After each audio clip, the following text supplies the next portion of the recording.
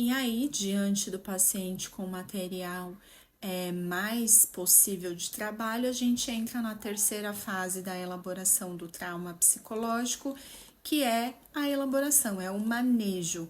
E aqui o nosso manejo, apesar de ser contraintuitivo, é exatamente o de estimular o paciente a falar do trauma, a falar, expressar a vivência, a relembrar, a entrar em contato com as emoções e aquele momento difícil. Embora sejam sim um momento muito intenso de ser vivido, no psicológico é necessário ele passar por essas passadas na vivência para que a gente possa ajudá-lo a esgotar a sensação do trauma. O falar, quanto mais ele fala, ele relembra um momento que num primeiro momento não lembrou, e isso vai ajudando a elaboração do trauma psicológico. Muitas pessoas entendem esse momento como uma espécie de deixa ela quieta, né? Não precisa falar, as pessoas respeitam esse primeiro momento da pessoa mais quieta, mais excluída, mais isolada ali no universo dela. Mas de verdade é importante que ela fale. E a gente tem a ilusão de que se a pessoa falar, ela vai sentir de novo, ela vai relembrar, ela vai entrar em contato com aquilo. Mas de verdade ela já está em contato, né? Quando ela passa do choque psicológico, ela já está intensamente em contato com aquelas emoções.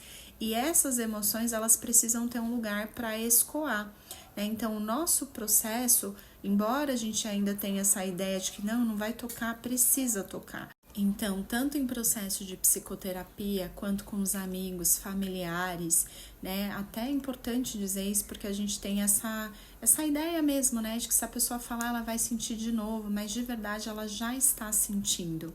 E se ela tiver esse espaço, essa continência para poder contar de como ela está se sentindo, isto é a elaboração, né, da vivência traumática. E por que é preciso falar? Para que isso não fique no psicológico como um grande poder, como uma situação que controla, que domina a pessoa diante daquele medo.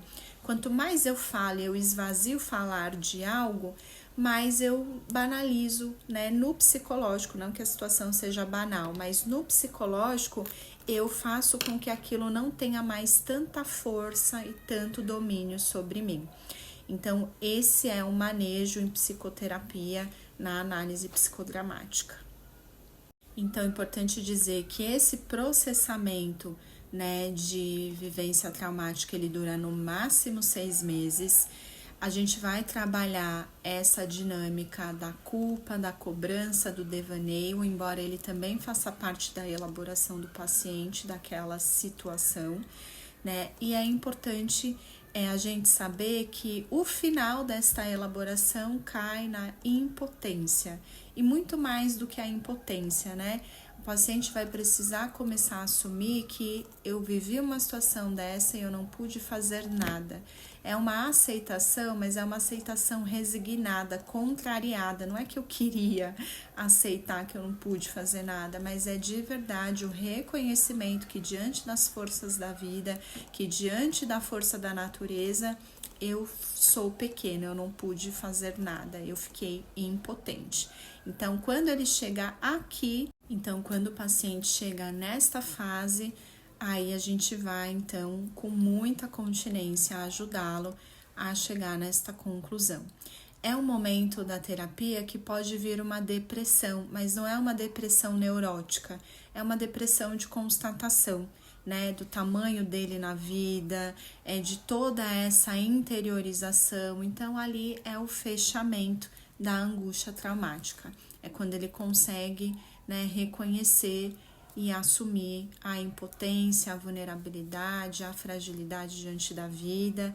E aí é um processo que ele pode ter desdobramentos, mas de verdade o trauma ele pode ser elaborado no máximo até 6 meses.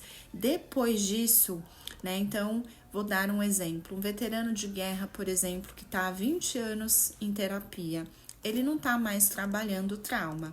Nesse caso, o que acontece, então, no caso de alguém que está há anos trabalhando em terapia decorrente de uma vivência traumática, aqui o que acontece é que a vivência traumática desdobrou e acionou núcleos de impotência, núcleos de desamparo, de abandono, de desproteção, e aí a gente fala que mobilizou a angústia patológica.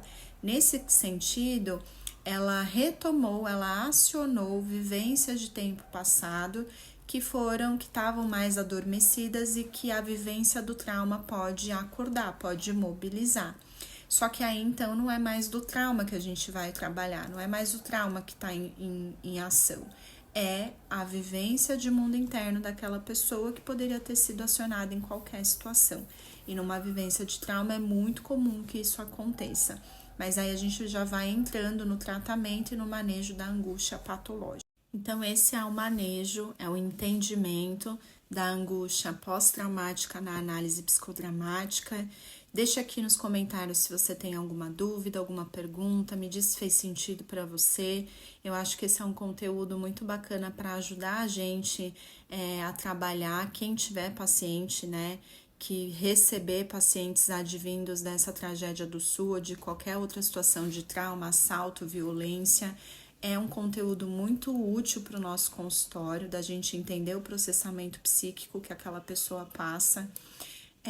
E para quem fosse voluntariar, eu me voluntariei para atender pessoas que viveram essa fase, né? Tô aguardando, porque realmente, como eu disse, a pessoa precisa viver ali um tempinho para ela, mas é um conhecimento muito útil para o nosso atendimento, para a nossa prática clínica.